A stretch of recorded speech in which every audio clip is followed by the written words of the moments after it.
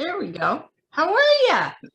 I'm good. I'm good. How are you guys doing? We're doing good. Got some construction going on in the other room, so we had to move on. Building me an office. So. Oh, Yeah. I'm in my office, but it's a disaster. It needs construction. Yeah. So based on, coming on here, have you done this Zoom thing before? About an hour and a half ago. Oh, okay. Tested it out. I didn't even know if I've had my computer for 7 years and I didn't even know if the camera worked. Oh. So I called my daughter and she set up a quick meeting and we tried it out. Good. That's it. That's my only time. It's all right. It works. Yeah. Yeah. He's doing good. So introduce yourself to everybody and let them know who you are and where you are and all that stuff. Well, my name's Dave Stover and I live in Ashland, Ohio, which is 60 miles south of Cleveland. Okay. Gary Zellner that you talked to a while back, he's about 20 miles from me, I guess. Huh. We have messaged back and forth and talked through Facebook, but we've never met. Oh. But we're planning to do that. Good. Yeah. You guys are practically neighbors. Pretty close. But I retired from Ohio Department of Transportation several years ago, and I've been a woodworker for 40 years,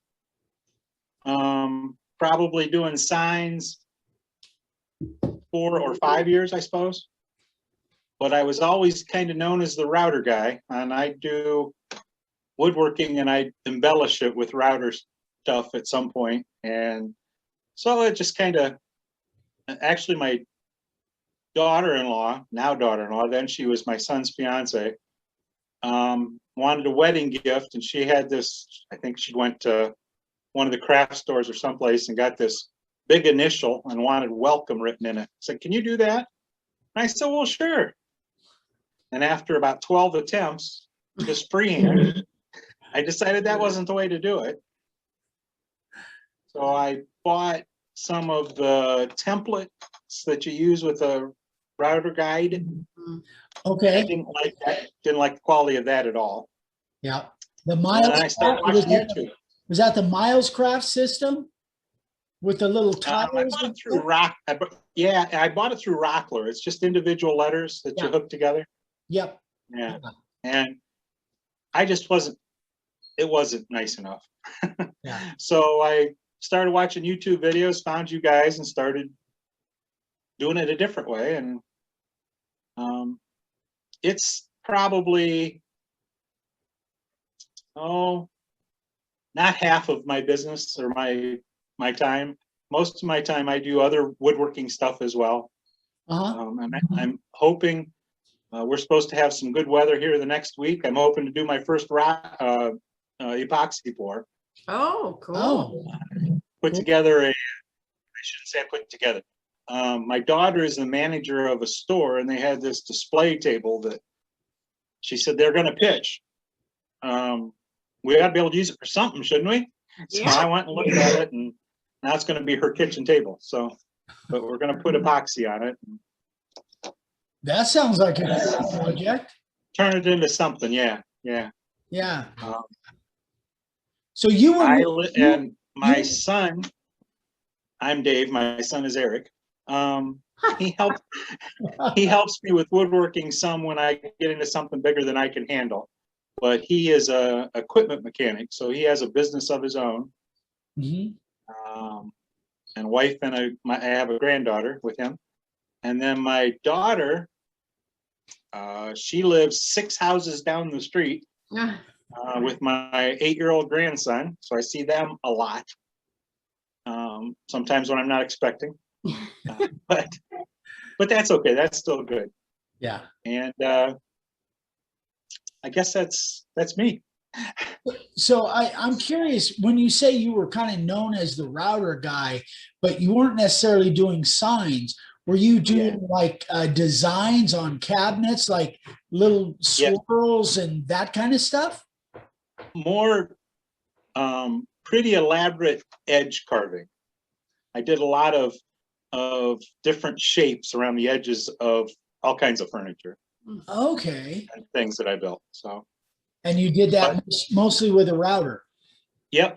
Well, I got into scroll sawing, and that was my first jump into signs. I did a bunch of scroll saw signs where I do like 1/4-inch birch and then back them with a stained piece or painted piece to make them stand out.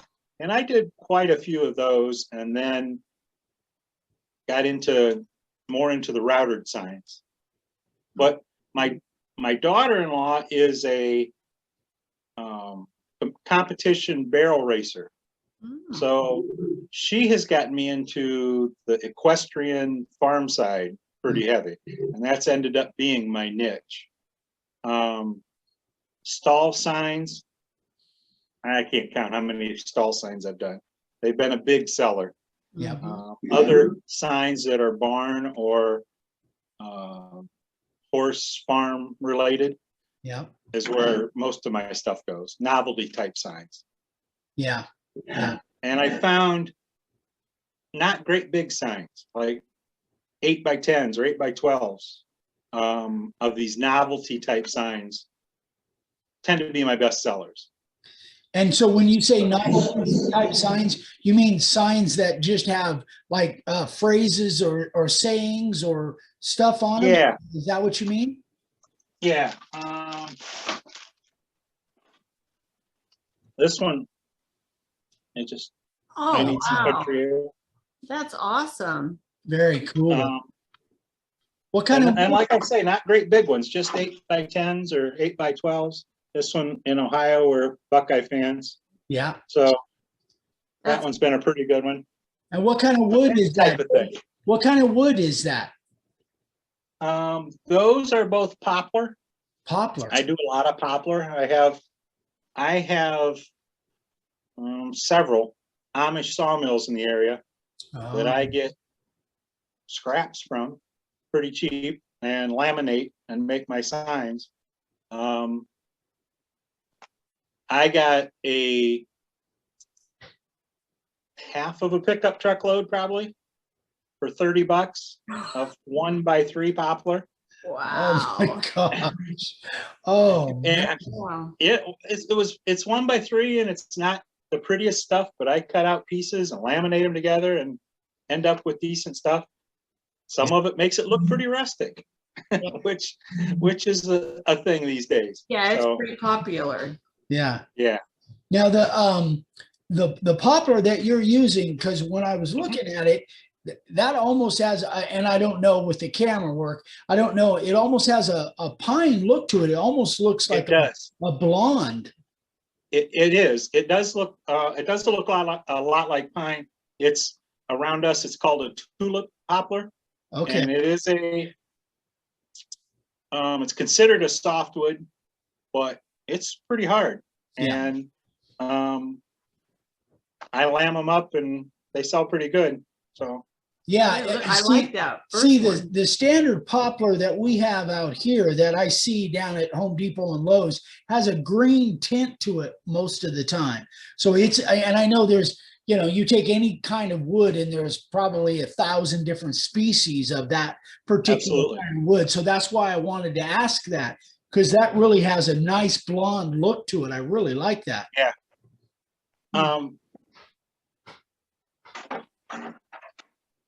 This one is pine. I'll back it off a little bit. Wow, that's beautiful. Oh my gosh. That's a lot of work in that initial there. Yeah. It was a wedding gift for my son, and I let him put it on his wall for about 3 months. Then I borrowed it back for a craft show to use as a display. Yeah. I haven't got it back to him yet. But do you do a lot of the craft shows? I've done half a dozen or so. Not really, don't really enjoy the craft shows. I we have a thing around here, and I don't know if it's national or not. It's called a tack swap. And it's like a tack meet or a swap meet for horse people with their tack. I shouldn't call them horse people, equestrians with their tack. Where they bring in their tack to sell, and they have some vendors. And I've done much better at those because at a regular craft show, like I say, my niche is more towards the agricultural. Yep. So the stuff I have as displays doesn't sell at a regular craft show real well. Yeah. Right. And that I've never heard of those. I didn't even know those existed.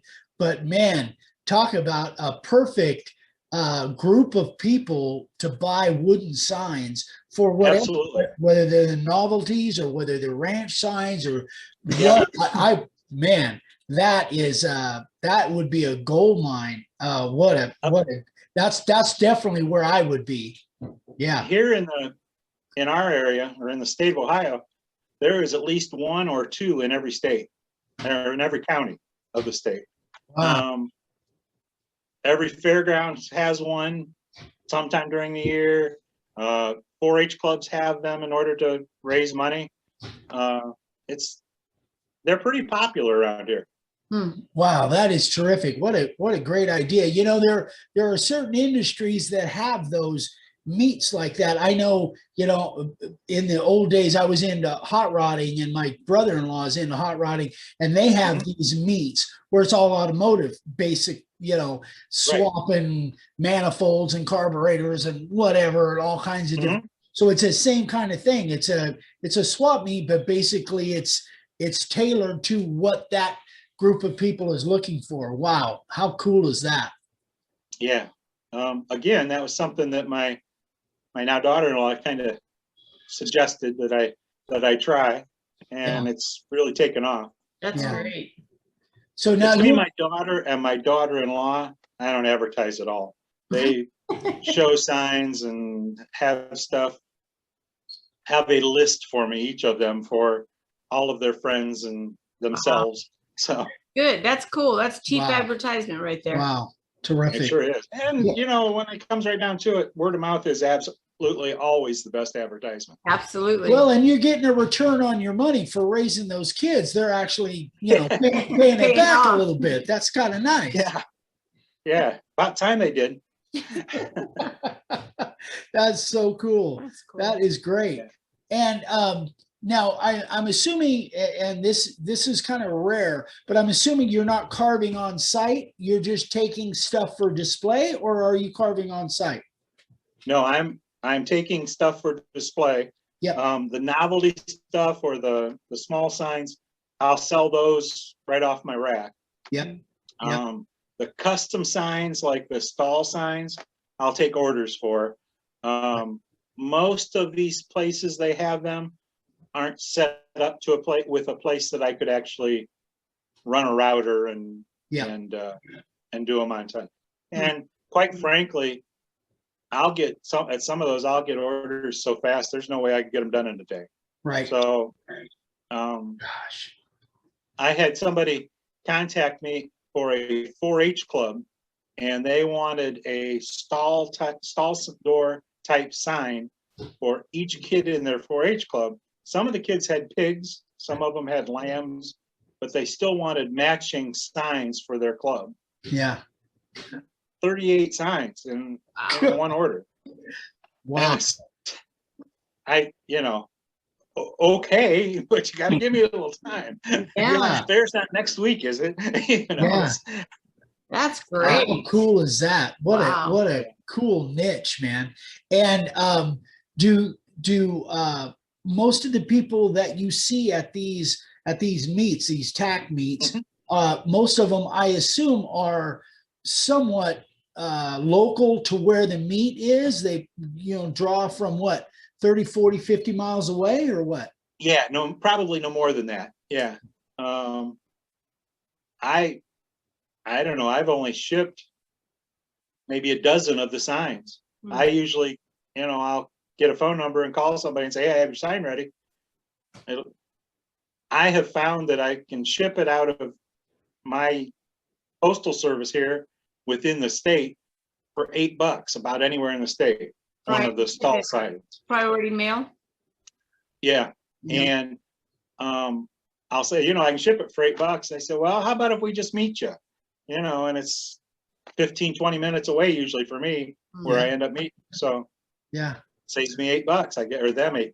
But Well, and there's something to be said for, rather than just packaging a sign, if you can hand that to them face to face, that gives you a little bit better feedback, but it shows from a customer service standpoint, and they're more likely, I think in that instance, they're more likely to reorder.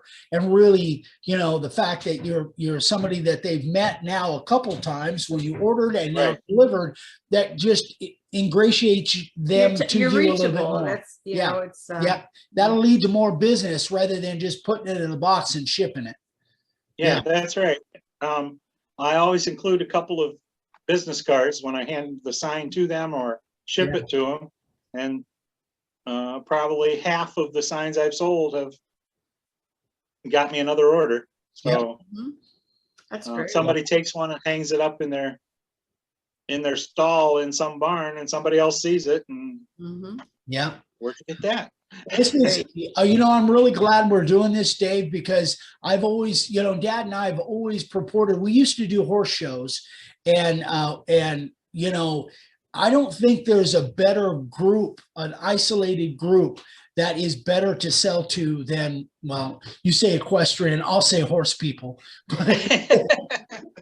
I don't think there's a better group to sell to than those people. Number one, I've always been kind of a country boy anyway, so you know, there's just such a great, they're just real people, and they're so cool, and I think they really appreciate what you're doing, especially if they know you're doing it freehand and you've got some skill involved. I think they're the type that would really appreciate that more than something that's made with an automatic machine. I believe that to be right. I think that people understand that, at least in our country area up here where I'm at, people understand handmade versus machine. Yep. Yep. That's and awesome. I am old school. I'll tell you, I didn't say old fool. I said old school. I have a drafting table where I lay out all my signs by hand. I occasionally, some of the lettering I'll print out on Word or Rapid Resizer or something, but then I cut it all up and tape it together and put it the way I want it. Yeah. And I either then carbon paper and draw it all out, or just use it as a guide and draw it out again by hand. Or there are times I've taken pictures of it and sent it to people for approval on a sign. Yeah. And then use that picture and maybe use Rapid Resizer to upsize it or downsize it or whatever I need to do before I make it. But it is, I was a draftsman for years. So to me, to sit down with my pencil and my ruler, I can do it a lot quicker than I can on Rapid Resizer or on something else. So that's You don't have that. I grew up, I guess. That's a nice skill to have, being as what you're doing. That is a nice skill. And if you enjoy it, that's, you know, enjoy that part of the making process, then that's even more of a plus. Oh yeah, I do. In fact, I'll a lot of times spend more time at the drafting table than I do at the bench. You know, it takes me, a lot of times it'll take me, or I might draw it up and leave it lay there for 2 or 3 days. And every time I walk by it, I think, that ought to move over a little, or it's all right the way it is, or whatever, you know. Yeah. It's taking time to let it sink in and see if it's the way I want it. Yeah. Yeah. So where do you, when you make these novelty signs, are most of those that you're selling on site, and it's a kind of a grab and go type of an item? Are you grabbing some of those phrases, or people bring those to you, or is that something that you Google and find phrases, or where are you getting those at? All of that. Sometimes people give me a phrase. My the store my daughter works or is a manager of, they sell T-shirts in Western clothing. So I go in and look at all the T-shirts and get the phrases and That's a great change the fonts or whatever. Yeah. My daughter says I'm going to get arrested someday in a mall because I read everybody's T-shirt. And she thinks that, she says, you're oogling all these people. I said, no, I always have my pad of paper in my pocket and a pencil, and I read T-shirts. Research. Yeah. Research. Man, this is turning into be a marketing business niche gold mine. I am so glad we're doing this because I think so many people will watch this and just it'll get their juices flowing and give them ideas that maybe they never thought about before. This is terrific. Great stuff, man. Another thought on that same kind of line, at these shows, when I sell a sign like this, I put it in a clear plastic bag. Yep. Not like an old Walmart bag. Because then when somebody's walking around with this in the bag, where did you get that? Yeah. Pretty soon somebody will be coming up to my booth. Hey, I saw one over there. Yeah, that's a great idea. Absolutely. Yeah. There's a company not too far from here that ordered I think they're 12-inch by 18-inch Ziploc bags they make circuit boards. And the ones that came wasn't what they want. So they put them on Facebook for sale. And I bought 1,000 bags for $30. Oh, So like 3 cents a piece for these bags. wow. And they're a heavy Ziploc. Yeah. And I put my signs in those. And again, with my 8x10s or 8x12s, they all fit in these bags I have. Yeah. So that's my way of advertising while I'm at the show. Another nugget of wisdom. Great idea, man. Terrific. Yeah, I see a lot of people using an old Walmart bag or a grocery bag or something, and it hides your product. Yeah, that's true. And I honestly, I never did that. We've been using clear plastic bags almost from day one back in the 70s when we were, at the flea market or horse shows, wherever we were, we always put them in sleeves. We either bought a tube that was in a roll and then just cut them off and heat seal them or tape them, but we always put them in clear plastic bags. You're absolutely right. That is that's a big advantage, having somebody walk around with one of those. Absolutely. Yep. Wow.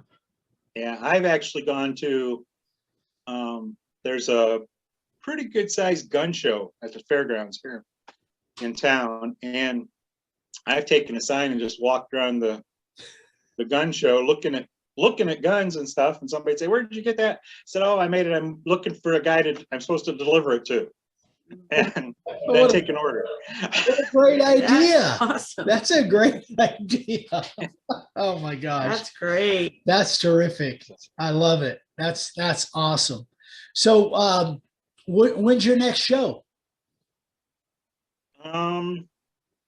About 3 weeks. I haven't done many since the whole COVID thing started. Right. We're back. They're back up and running now, or in our area. Yeah.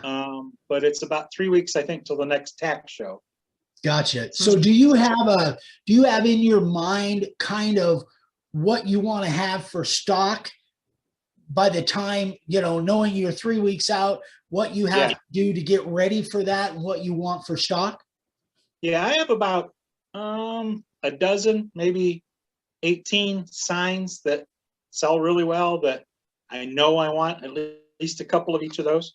Yep. And then whatever else I can get done in time for the show. It depends. I've been to shows where 1 week I've sold quite a few, and then I got a show in another week or so, and I don't have near as much stock to take to show. Yeah. But I'm not as motivated as a lot of guys. If I have free time, I don't necessarily go sit in the shop and do it. I'll work on something else before I sit and start building up stock.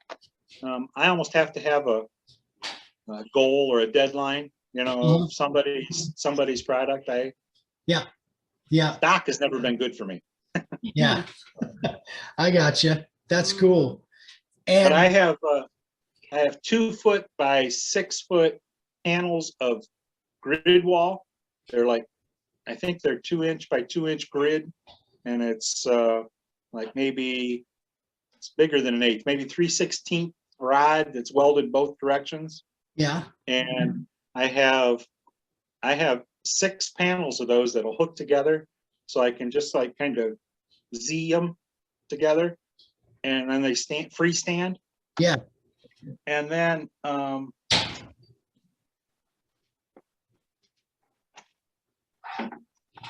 on the back of my signs, I put just a little loop of sisal twine uh-huh, and with a loop, and then I can just use an S hook to yep, go to that grid. yeah, So they're easy on, easy off. And I leave a tail that I put a business card and write the price tag on it. Just write a price tag on it. That way they have a card as well. yeah. I don't know. I didn't show you that sign, I guess. My barn, my rule. I That's like cute. it. That's cool. And that frame is wider. That's not part of the same board, right?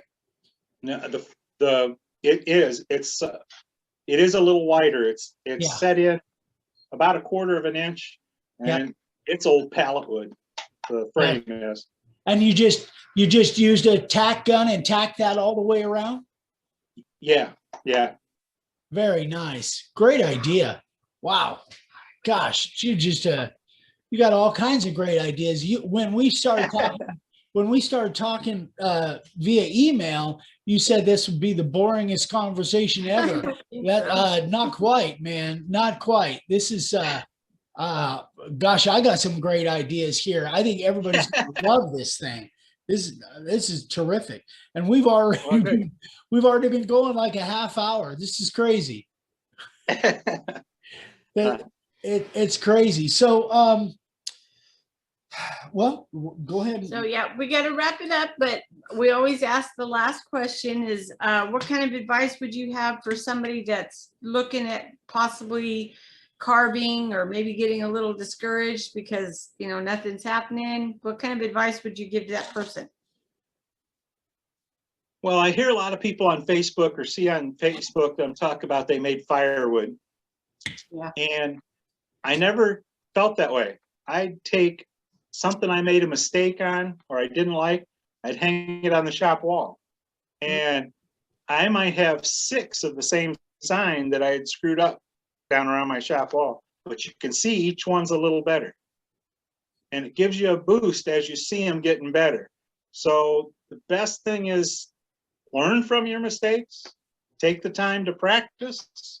Don't get discouraged.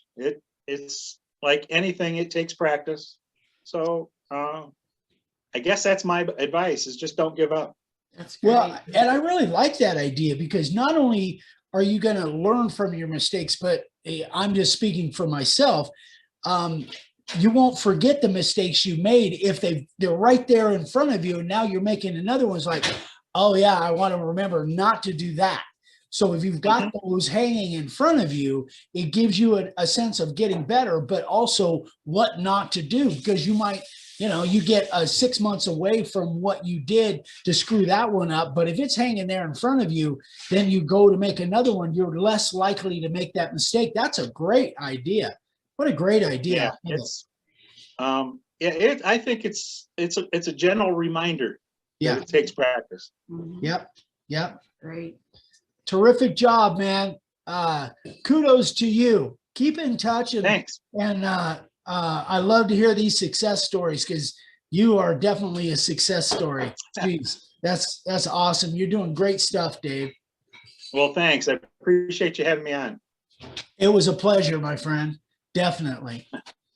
Well, All righty. You take care of yourself, stay healthy, and keep doing what you're doing.